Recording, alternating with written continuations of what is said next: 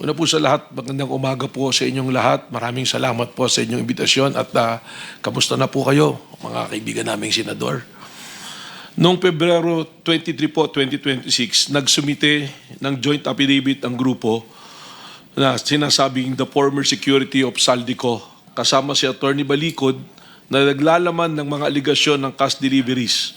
Ang investigasyon ay sinagawa ng NBI Task Force Marino base sa deputization ng Ombudsman sa sariling kapangyarihan ng NBI.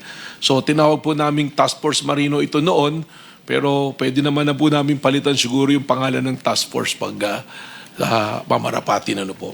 Yes, please do that kasi po insulto po sa institusyon sa Philippine Marine Corps at sa Armed Forces of the Philippines dahil ito pong mga ito ay karamihan po sa kanila tulad po na nasabi ni Senator Raffy, ito po ay mga nag-awol, may kaso po, dishonorable discharge at sinabi na rin po ng AFP na maaari huwag pong gamitin na sila po ay 18 Marines dahil hindi po sila lahat Marines at ang iba may mga kaso. Maraming salamat po, Attorney Matibag. Palitan na lang po namin kung hindi Task Force Bodyguard, baka Task Force Bellboys po para mas appropriate po siguro.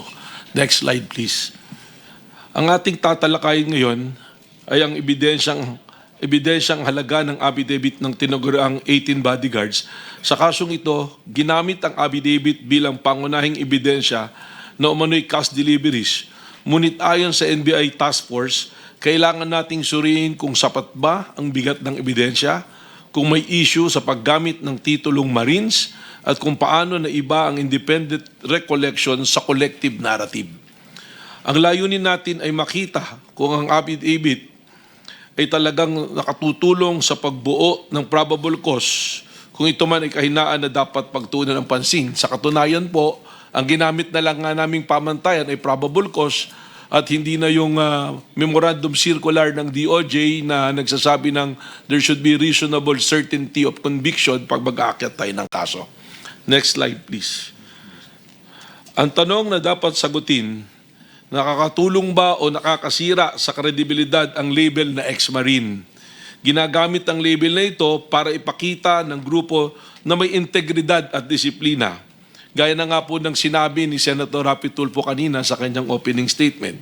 Sa kasong ito, may mga miyembro ng grupo na hindi naman tunay na Marines o honorably discharged. Sa katunayan po, ayon sa aming pagsusuri at pag-iimbestiga, 12 sa 16 na dating Marines ay dishonorably discharged. At may mga miyembro ng Army at Reservists lamang o sibilyan.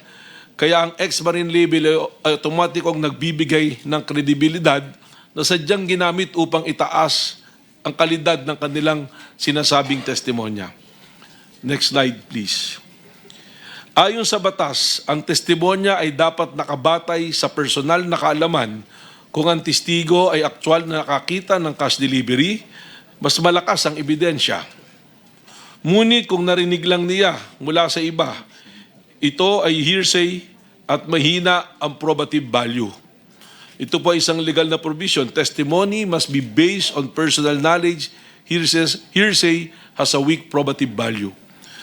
Sa report na lumabas ng aming pong task force, lumalabas na karamihan sa pahayag ng ay hearsay at 10 to 20% lamang ang base sa personal knowledge ng mga affiants. Halimbawa, may testigo na nagsabing sinabi sa akin ni Estrada na may cash delivery.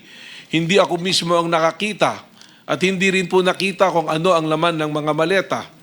Base lamang sa sinasabi ng kanilang mga kasama o kung ano ang itinext sa kanilang group chat. Next slide, please. Please continue with your presentation. Thank you, Your Honor. Next slide is conclusion on evidence. Sa kabuuan, hindi sapat ang affidavit para magpatunay ng probable cause. Kahit marami ang nagsalita, kung walang independent evidence, mahina ang kaso. Ang affidavit ay hindi sapat na basihan para mag-file ng kaso. Sa report, binanggit na kahit hearsay ay pwedeng gamitin sa preliminary investigation, pero dapat ay may substantial basis na wala sa kasong ito. Ang assertions ay uncorroborated at ang mga affiant ay hindi nakakita ng material facts. Next slide, please. Public representation. Balik po tayo ron sa pag-label nila ng 18 Marines. Ipinakilala ang grupo bilang 18 Marines na parang may dagdag na integridad. Halimbawa, ginamit ang label nito sa media para palakasin ang kredibilidad ng grupo kahit hindi naman miyembro ay tunay na Marines. Sa report, lumabas na may Army Reservists at civilian at sinama sa grupo ang popular narrative na Marine Honor Code ay hindi tugma sa aktual na record. Katunayan, nakita na natin ang EFP at ang Marines naglabas na ng pahayag na huwag silang tawaging 18 Marines. At pag hindi po honorably discharged, hindi po makukonsidera na sila ay napabilang sa Marine Corps. Next slide, please. Next slide. Actual composition. Sa totoo lang, ilan lang ang honorably retired. Ang iba ay discharged o hindi talaga Marines. Halimbawa, sa breakdown ng NBI, 3 lang ang honorably retired. 12 ang dishonorably discharged at may RB reservist at civilian. Karamihan pa po rito ay merong mga naging kaso at merong isa na merong pang patuloy na dinidinig na kaso. Ang popular narrative ng Marine Honor Code ay hindi tugma sa aktual na record. Ang Philippine Marine Corps mismo ang nagsabing karamihan ay dishonorably discharged at maikli lamang ang serbisyo. Mayroon po rito 10 buwan lang na nagserbisyo sa Marine, nag-awol na po. At ang karagdagan po rito, para tawagin sila na Marines, matagal na po yung ibang wala sa Marine Service bago po na-recruit ng grupo po ni dating Congressman Saldico. Next slide, please. Effect of credibility. Nagkakaroon ng maling akala na lahat ay may mataas na integridad dahil sa titulo, kahit hindi naman totoo. Halimbawa, ang publiko ay naniniwala na ang grupo ay may marine values, pero may mga miyembro na may record ng misconduct o hindi naman tunay na Marines. Sa report mismo ng Philippine Marine Corps, ang nasabing karamihan ay dishonorably discharged at maikli lamang ang serbisyo. Ang invocation ng Marine Honor ay walang institutional basis sa grupo na ito. Next slide, please. Legal impact of title Marines. Sa korte, ebidensya ang malaga, hindi ang label o titulo. Kahit pa ex-Marine ang tawag, kung walang sapat na ebidensya, hindi ito magpapalakas ng kaso. Courts rely on evidence, not on labels. Sa report, binanggit na ang invocation ng Marine Honor ay walang institutional basis sa grupo. Ang Supreme Court ay nagsabi ng probative value ay nakasalalay sa personal knowledge, hindi sa titulo o sa label. Next slide, please. Independent recollection. Ang tunay na malakas na ebidensya ay galing sa sariling karanasan ng testigo. Halimbawa, kung ang testigo ay aktual na nakakita at nakaranas ng cash delivery, mas malakas ang pahayag. Sa report, may ilang apayant na nagsabing nakita nila ang cash, pero karamihan ay umasa lamang sa kwento ng iba. Ang logistics ng operation ay corroborated, pero ang core allegation na cash ay laman ng maleta ay madalas na hearsay lamang. Next slide, please.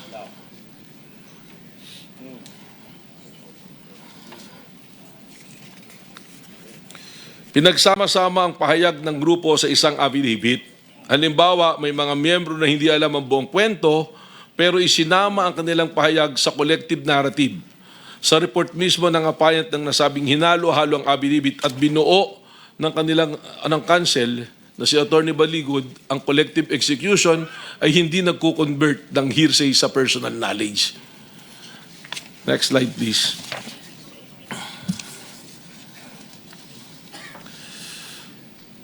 May palatandaan ng koordinasyon ng group discussions, shared preparation.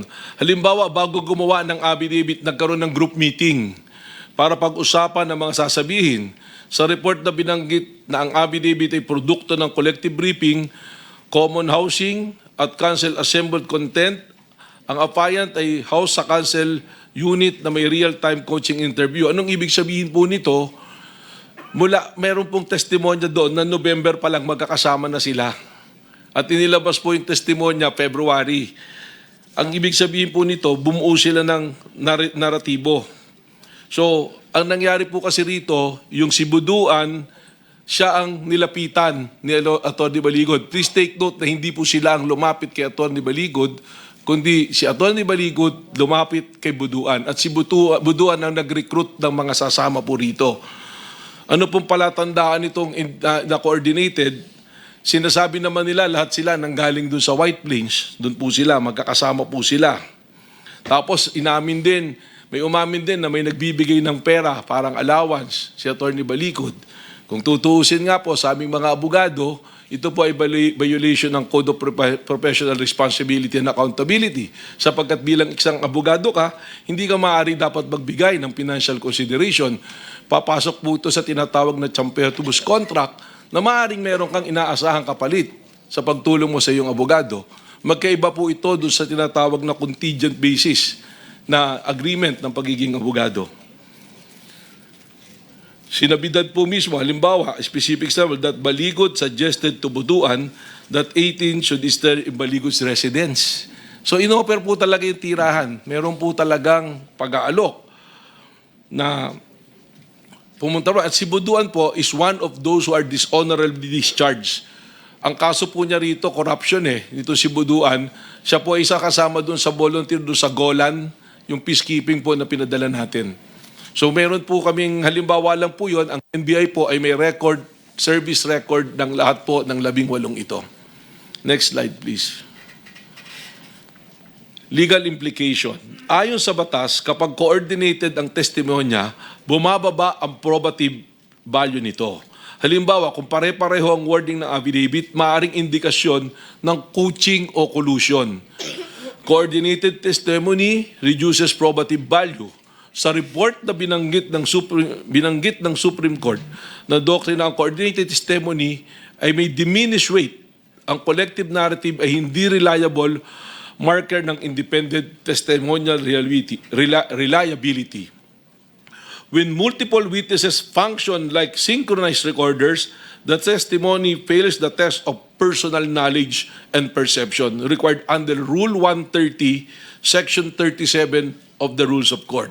Because the court cannot determine where the real observation ends and the script begins.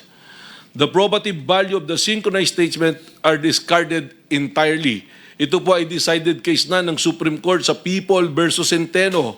The Supreme Court explicitly stated that perfect symmetry among testimony does not inspire belief. Instead, it breeds suspicion that the testimonies were rehearsed or concocted. Next slide, please. Key distinction between independent and collective. Attorney Matibag, I'm sorry for interrupting. How many more minutes do we have? I'm about to wrap up. 3 slides na lang po. Okay, thank you. Independent, malakas na ebidensya. Collective, mahina. Ang independent recollection ay personal na karanasan, samantalang ang collective narrative ay pinaghalo-halong kwento ng grupo. Sa report, lumalabas na ang logistics ng operation ay corroborated, pero ang core allegation, nakas ang laman ng maleta, ay madalas hearsay lamang. Next slide, please. Integrated findings, weak evidence, misleading title, non-independent testimony. 3 issue. Mahina ang ebidensya.